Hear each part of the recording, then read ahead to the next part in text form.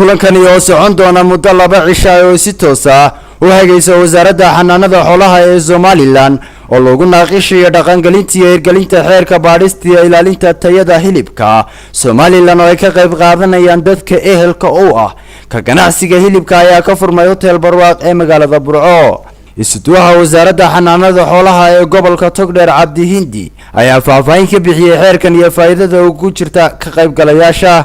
halkan aynu maanta ku qaadan doonaa muddada 2 cisho ah ee hawshan socoto xeerka baadhista iyo ilaalinta hilibka oo ah sharci ay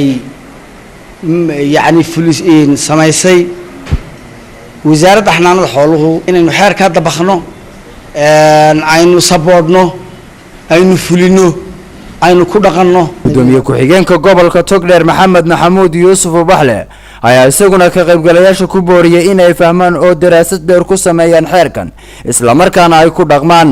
madaxa baarayaasha hilibka Sharmaake Axmed Gaariye maamulaha wasaaradda deegaanka Cabdilaahi iyo xildhibaan Siciid Axmed Maxamed Raagi oo kamid ah guddiga arrimaha bulshada ee golaha deegaanka ee degmada Burco ayaa si isku mid ah u iftiimiyay muhiimadda uu xeerkan u leeyahay hiliblayaasha.